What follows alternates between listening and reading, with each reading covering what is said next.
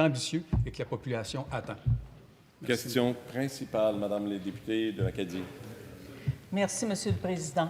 La maison Jean-Baptiste Chevalier est l'un des édifices phares de la place Royale. Construite dans les années 1700, elle a été acquise il y a 65 ans par l'État québécois.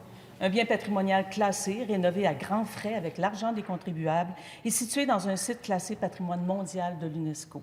Et voilà que la ministre de la Culture, dont la fonction principale est de protéger le patrimoine québécois, a décidé sans crier gare de vendre à des intérêts privés ce joyau du berceau de l'Amérique française. On parle d'un lieu unique, on parle de notre histoire. Aucun appel de projet n'a été lancé par la ministre, aucune consultation du milieu culturel. La Société historique de Québec et 200 signataires parmi les plus grands experts du patrimoine québécois ont dénoncé haut et fort ce geste de la ministre. C'est inconcevable, c'est inacceptable. Est-ce là le visage nationaliste de la CAQ? Comment la ministre peut-elle justifier cette vente à des intérêts privés? Madame la ministre de la Culture et des Communications. Merci beaucoup, Monsieur le Président. Alors, j'aimerais d'entrée de jeu, si vous me permettez, d'abord rassurer la population. Ce bâtiment, cet immeuble, cette maison, c'est un bâtiment classé, c'est-à-dire c'est la plus haute mesure de protection que le gouvernement du Québec accorde à un édifice.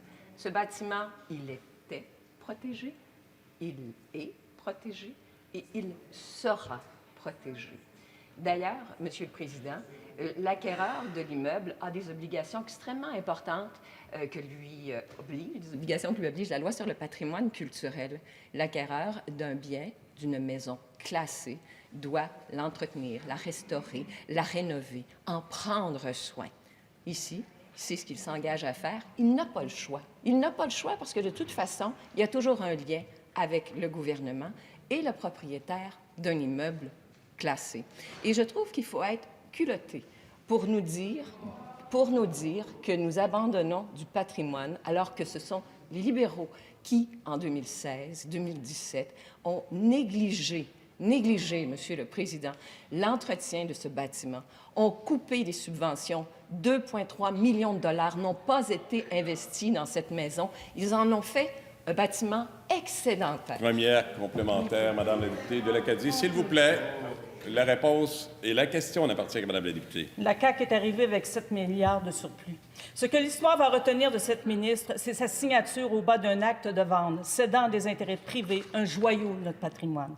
Même Maurice Duplessis, à l'époque de la Grande Noirceur, avait vu la lumière.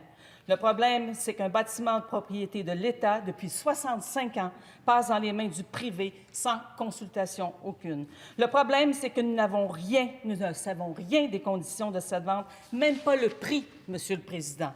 Hier, dans son discours inaugural, le premier ministre a dit qu'il fallait mieux protéger notre patrimoine. S'il vous plaît, à vous la parole pour la réponse. Oui. Alors, j'aimerais encore une fois ici rassurer les gens qui nous écoutent, les gens de Québec, très, très important, c'est ici même, dans le Vieux-Québec, que se trouve cet édifice.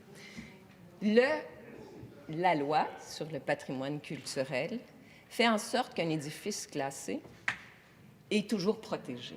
Par ailleurs, il y a un lien. Il y a un lien qui continue à unir ce bâtiment avec le gouvernement. En fonction des articles 54 à 57 de la loi sur le patrimoine culturel, l'acquéreur a l'obligation, si jamais d'aventure il voulait vendre ce bâtiment, de l'offrir au gouvernement du Québec.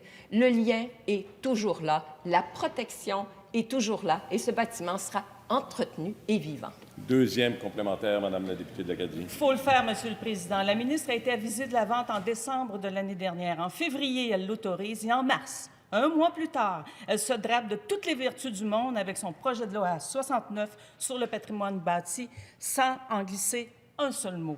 Avec la loi 69, comment peut-elle expliquer qu'elle donne plus de responsabilités aux municipalités et aux MRC et qu'elle abdique ses propres responsabilités?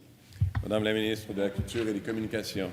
Oui, je vous disais qu'en 2016-2017, le précédent gouvernement a dépouillé cette maison, a coupé les subventions et en 2018 a autorisé d'enclencher le processus de vente. Et j'ai ici des documents extrêmement importants où on voit le ton plutôt intriguant de l'ancienne présidente du Musée de la Civilisation, puisque le bâtiment appartient au Musée de la Civilisation, et qui écrit à l'ex-ministre de la Culture, lui disant, et c'est ça qui est le dommage, outre en toute cohérence l'enveloppe budgétaire du musée devait aussi tenir compte qu'il continue d'assumer les coûts d'entretien de la Maison Chevalier jusqu'à son transfert. Malgré le fait que la Maison Chevalier a fermé ses portes au public depuis septembre 2016, Question principale. conformément à la volonté Monsieur, s'il vous ministérielle